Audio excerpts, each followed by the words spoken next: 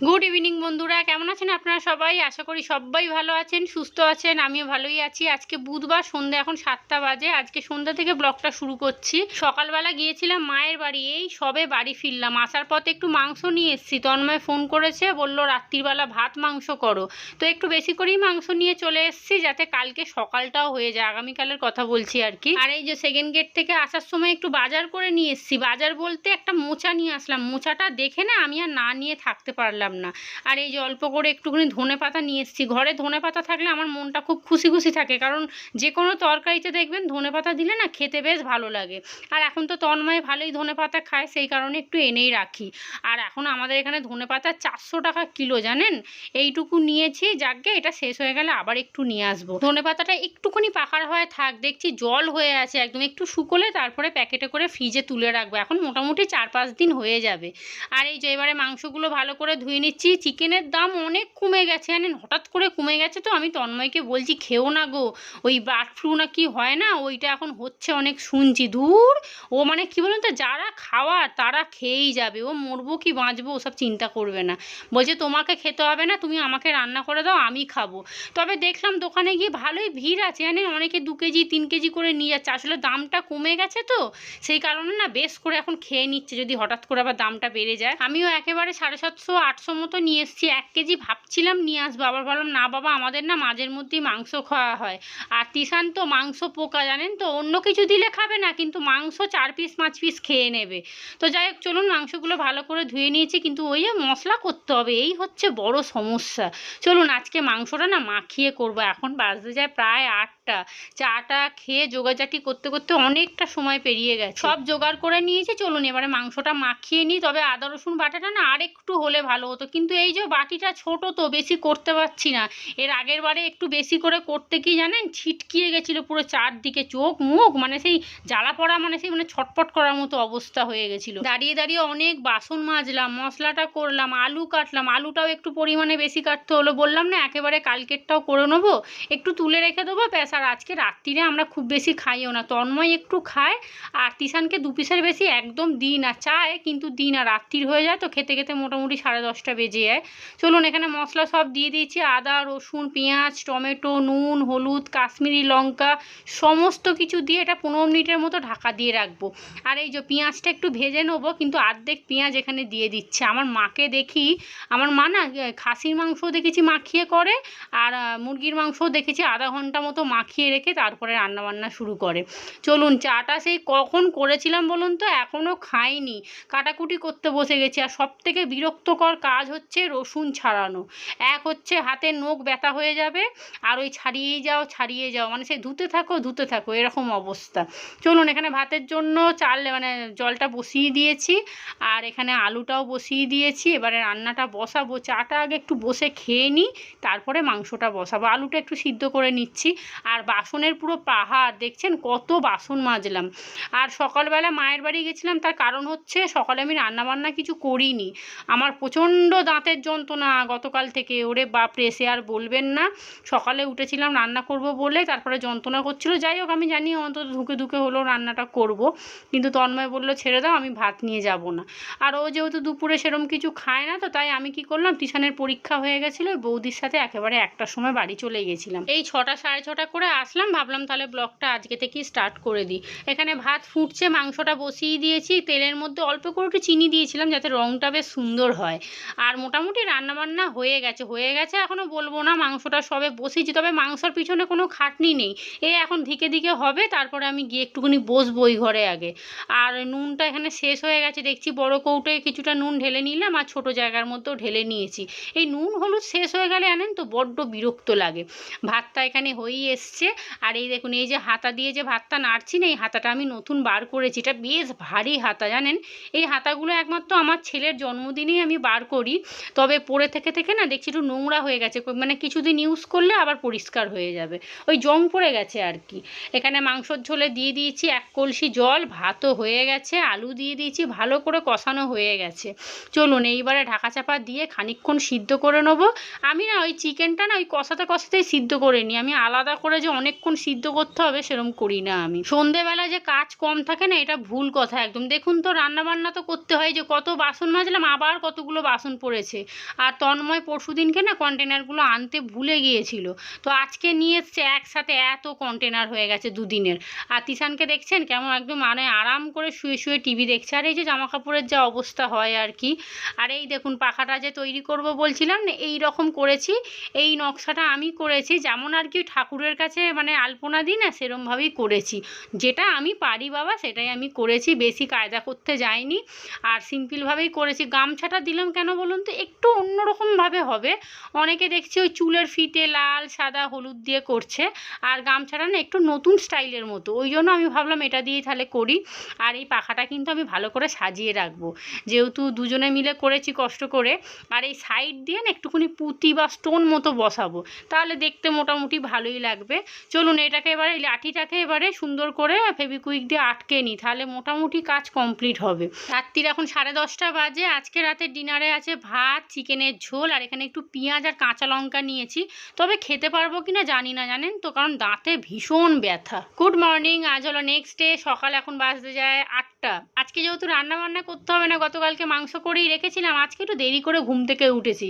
আর দাঁতের ব্যথার খবরটা দিয়ে দিই, গতকাল রাত্রির একটা প্যারাসিটামল খেয়েছিলাম, যন্ত্রণাটা একটু কম আছে। আমি জানেন তো আর ওষুধ খেতে পারছি না, ওষুধ খেয়ে খেয়ে আমার পেটের ভিতরে ফ্যাক্টরি হয়ে গেছে ওষুধের। আপনাদের কার কার ওষুধ লাগবে আমাকে বলবেন তো, ফ্যাক্টরি থেকে বার করে আপনাদের আমি বিনা পয়সাতেই ওষুধ দিয়ে দেবো। গ্যাসের ট্যাবলেট আর প্যারাসিটামল ঘরে ভর্তি হয়ে গেছে। আর এখন ওই সরকারি দোকান হয়েছে না, ও বাবা, ও তো হাফ দামে, আরও কিনে নিয়ে এসে খাচ্ছি। তবে এখন আর খাবো না, তন্ময় বারবার বলছে প্যারাসিটামলগুলো খেও না গো, হাত পুরো দুর্বল করে দেয়। চলুন এখানে শুধু ভাত করেছি, আর মাংসটাকে ভালো করে ফুটিয়ে নেবো।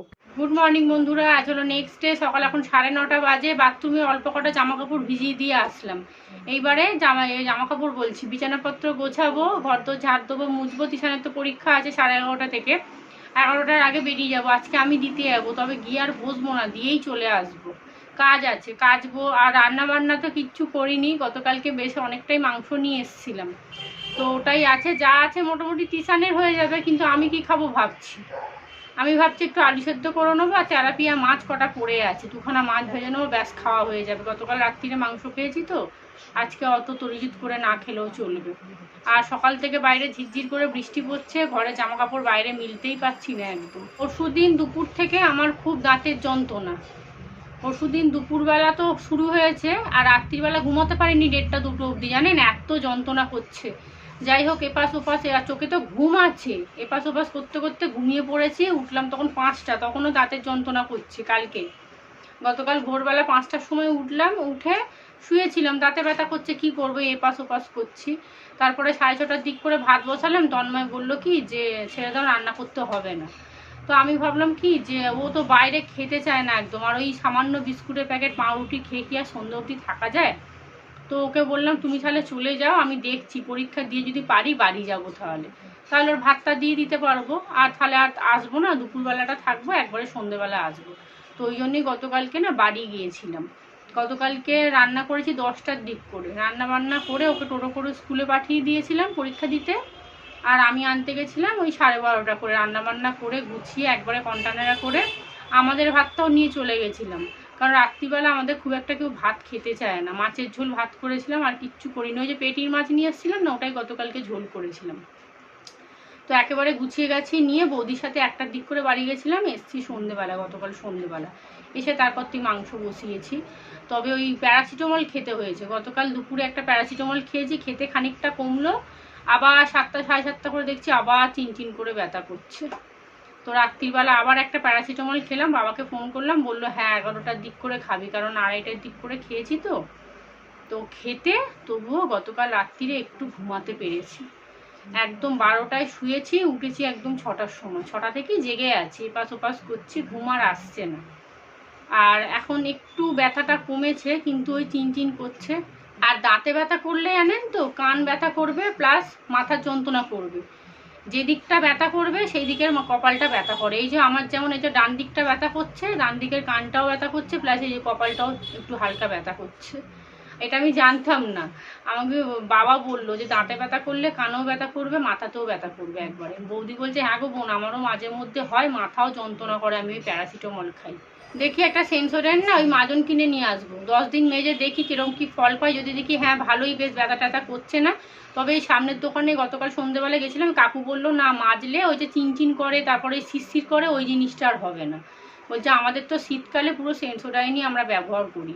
আমিও ভাবছি একটু এনে রাখবো, ব্যবহার করে দেখি, যদি মনে হয় ভালোই তাহলে ওটা আমার জন্য আলাদা করে কিনে নিয়ে আসবো। কিন্তু কিনে নিয়ে এলে কী হবে, তন্ময় বলবে আমিও মাজবো। যাই হোক চলুন, দাঁতে ব্যথা না কি যে জ্বালা, যার হয় একমাত্র সেই বোঝে। সকাল থেকে না মানে সেই পরিমাণে ব্যথাটা করছে না। আর ঠিক দেখবেন যত ব্যায়াম শুরু হবে ওই সন্ধ্যের পর থেকে রাত্রিবেলা দেখবেন রোগ ব্যাধি বেশি বাড়ে। এটা আমি অনেকবার ফলো করেছি।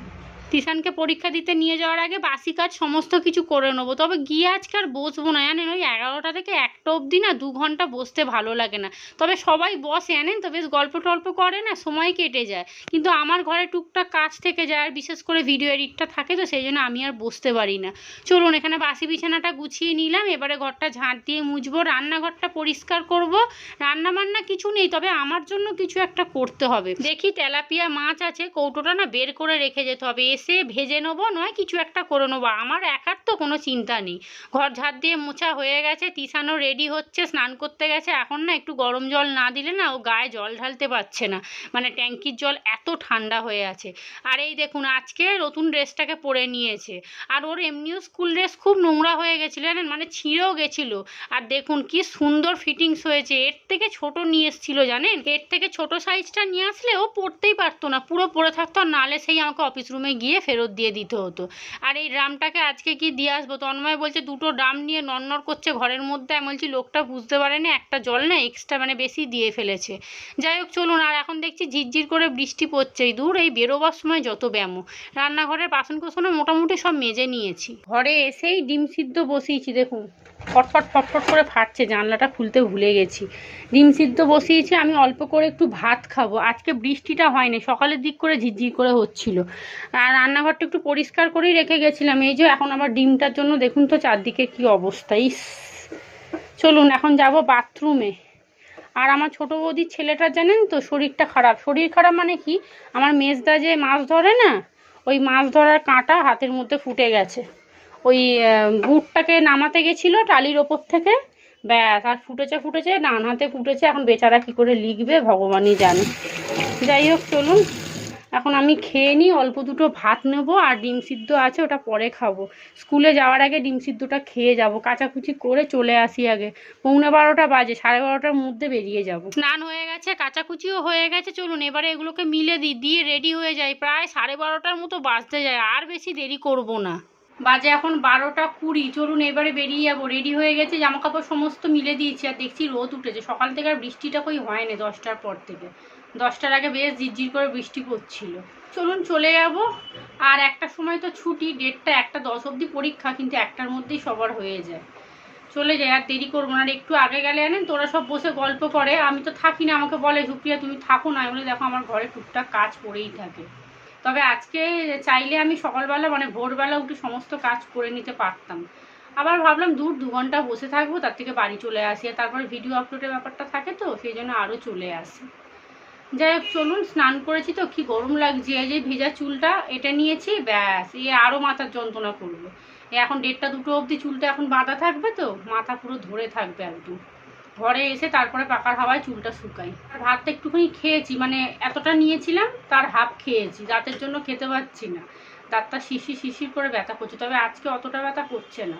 ঠিক শুরু হবে কখন বলুন তো, সন্ধ্যের পর থেকে 9টা-10টা বাজবে, তখন দেখবো ব্যথাটা বেশ হচ্ছে। আর ওই রাত্রিবেলা রোজ প্যারাসিটামল খাওয়া ঠিক নাকি। দুপুর এখন 1:30 বাজে, বাড়ি চলে এসেছি। এই যে এসে একটুখানি মাছের ঝাল করেছি। মাছের ঝাল মানে কি, ওই তেলাপিয়া সর্ষে দিয়ে। প্রথমে ভাবছিলাম মাছগুলো ভাজবো আর একটু আলু ভাজা করব। তারপর দেখলাম ফ্রিজে একটু সর্ষে বাটা আছে, আমি বললাম না তাহলে তেলাপিয়া একটু সর্ষে দিয়ে করে নিই। আর এই হলো তিশানের আজকে দুপুরের লাঞ্চ, মাংস আর ভাত। ওকে দিয়ে দিই। চলুন, ওর খুব খিদে পেয়ে গেছে। আর সকালবেলা আজকে মুড়ি খেয়ে গেছিলো, তো সেই জন্যই ওর খিদেটা আরও বেশি পেয়ে গেছে। চলুন, আর আমি তো এসে ডিম সিদ্ধ খেয়ে খেয়েছি, ভাত খেয়েছি, আমার পেটটা মোটামুটি টাইট। গুড ইভিনিং, বিকেল এখন 5:30 বাজে। আজকে দেখুন বিকেল রান্নাবান্না শুরু করে দিয়েছি। এখানে ঘুগনি করব, ঘুগনির কড়াইটা সিদ্ধ করে নিয়েছি, আটা মাখা হয়ে গেছে, ঘুগনির আলুও কেটে নিয়েছি। চলুন এবারে ঝটপট করে ঘুগনি বসাবো। ঘুগনি তো রেডি করে নিয়েছি অনেকক্ষণ, মানে জোগাড় জাটিটা। এখন বাজে প্রায় 7:30। এতক্ষণ চা খেলাম, একটু ফোন দেখছিলাম, ভিডিও এডিট করছিলাম, টুকটাক কাজ করছিলাম আর কি। আর তন্ময় এখনও আসেনি, ওর আসতে একটু দেরি হবে। ও বললো আমি চাটা কিছু খাবো না, আসার সময় একটু মিষ্টি নিয়ে আসবো, মিষ্টি খেয়ে নেবো। কদিন ধরে না আবার মিষ্টি খাওয়া শুরু করেছে দেখছি। এই থামস আপটাকে চেঁচিয়ে বন্ধ করেছে, এবার মিষ্টিটা নিয়ে এমন চেঁচাবো পাশের বাড়ির লোক বলবে এই শুরু হয়েছে। এবারে এই চেঁচিয়ে না আমার শরীর অর্ধেক শেষ হয়ে গেছে। কি আর করবো, আমার মনে হয় প্রত্যেকটা সংসারেই একই অবস্থা। কারো টাকা নিয়ে হয়, আমার আবার ঘরে খাওয়া নিয়ে ঘরে অশান্তি হয়, জানেন তো। চলুন, প্রত্যেকবারে না আমি ঘুগনির সাথে আলুটা দুখানা সিটি মেরে নিই, কিন্তু আজকে এত সিটি মেরেছি না ঘুগনিটা অনেকটা গলে মতো গেছে। এরপর যদি আলু দিয়ে আরও সিটি মারি, ও বাবা, ও তাহলে একবারে আর ঘুগনি চোখে দেখা যাবে না। দেখুন, দেখছেন খানিকটা গলে গেছে। তাও সময়ের মধ্যে এসে না ওই গ্যাসটা বন্ধ করে দিয়েছিলাম, নাহলে আরও গলে যেত। ওই দিদি নাম্বার 1 দেখছিলাম, ব্যাস হয়ে গেছে গল্প। চলুন, হয়ে গেছে, মশলা কষিয়ে দিয়েছি, আলুটা একটুখানি ঢাকা চাপা দিয়ে সিদ্ধ করে ঘুগনির কড়াইটা ঢেলে দিলাম। এইবার একটু কাশ্মীরি লঙ্কা দিয়ে চাপা দিয়ে দেবো, নামাবার আগে দেবো ধনিয়া পাতা, ব্যাস অল্প করে একটু মিষ্টি দিয়েছি। আর দেবো হচ্ছে ভাজা মশলা। ভাজা মশলাটা ঘুগনিতে দিলে না খেতে হেভি লাগে। তার সাথে রুটি করব, আজকে রাত্রে ডিনারে থাকবে রুটি আর ঘুগনি। আর এই সন্ধে হয়েছে না, দাঁতের ব্যায়ামও শুরু হয়ে গেছে, রাত্রির বেলা একটু বাড়াবাড়ি হবে। দেখি একটা প্যারাসিটামল পারলে খেয়ে নেবো, কারণ রাত্রিরে ঘুম না হলে জানেন তো সারা দিন খুব খারাপ যায়। রান্না বান্না হয়ে গেছে, এবার একটুখানি রান্নাঘরটা মোছামুছি করে যাব এবার ওই ঘরে। তো চলুন ভিডিওটাও তাহলে এখানেই শেষ করি। আপনারা সবাই ভালো থাকবেন, সুস্থ থাকবেন, সাবধানে থাকবেন। আজকের মতো সবাইকে টাটা।